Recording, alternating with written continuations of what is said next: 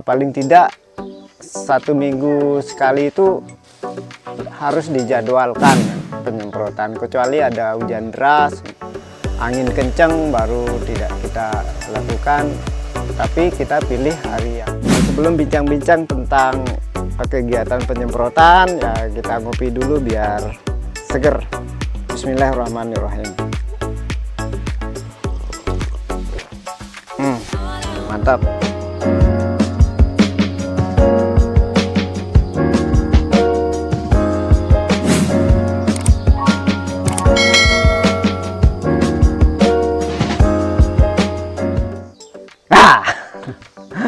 Assalamualaikum warahmatullahi wabarakatuh. Salam tanah subur, petani makmur. Oke sahabat tani semuanya, saat ini kita sedang duduk-duduk istirahat, ngopi-ngopi kopi hitam di tempat yang sangat sederhana ini. Malum kita belum sukses ya, jadi apa adanya dulu. Kali ini kegiatan kita adalah melakukan penyemprotan yang udah sekian kalinya.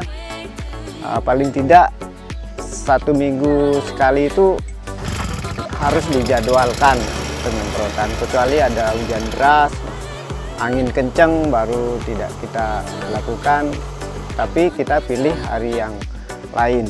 Nah, kenapa ini dilakukan? Ya otomatis ya, karena sekarang itu banyak sekali hama tanaman yang menyerang buah tanaman kita. Jadi kalau tidak disemprot, tidak dihalau penyakit atau hama-hama itu, maka boleh dikatakan hampir percuma kita berjuang. Tetapi ketika berbuah kita melakukan kelalaian, tidak menyediakan waktu atau membeli alat untuk melakukan penyemprotan. Nah sementara ini alat yang menurut saya efektif, saya akui bagus, itu alat semprot yang menggunakan mesin bermerek Stihl. Ini kebetulan yang kita pakai ini ukuran standar, tetapi jangkauannya ya lumayan tinggi, itu standar. Jadi tapi target kita nanti, karena durian kita ini makin lama makin besar, makin tinggi, maka berikutnya tentu kita akan beli lagi tipe yang lebih tinggi, tipe yang kemampuan daya dorong semprotannya itu lebih jauh. Itu target berikutnya, insya Allah. Untuk mungkin panen ini kita beli lagi alat yang lebih canggih ya. Jadi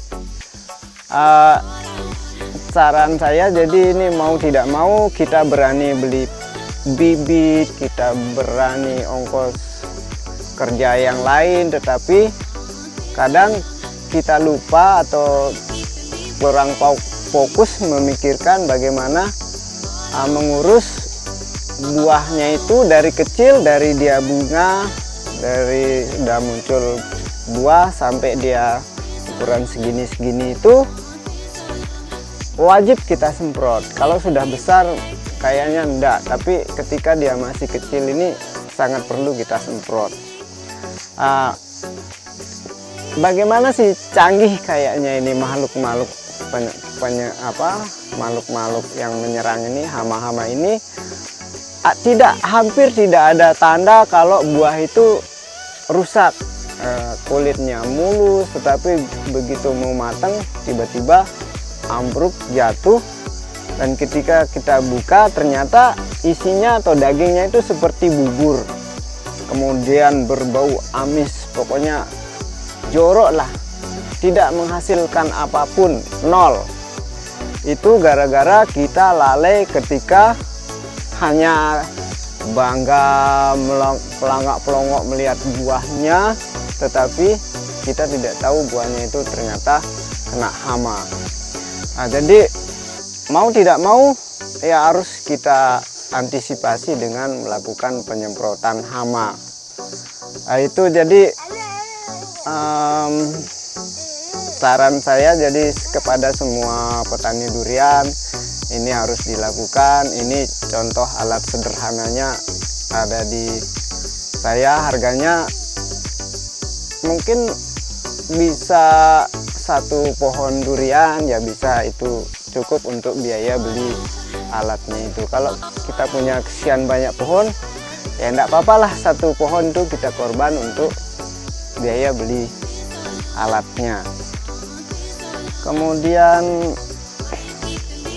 apalagi, jadi sistem serangannya itu dia nusuk itu sepertinya hama itu menusukkan telur ke dalam daging durian dengan mengukur intensitas waktu ketika buah durian itu sudah ada dagingnya, maka telur itu akan menetas jadi ulat, jadi spora atau itu istilah biologinya itu. Jadi ulat di dalam menetes ketika buah durian kita sudah ada isinya, ketika mau mateng. Jadi keserobot sama ulat. Ya seharusnya kita sebesar ini kok enggak ditakuti sama dia, bahkan kita enggak lihat sendiri. Jadi kita dikerjain sama ulat-ulat itu.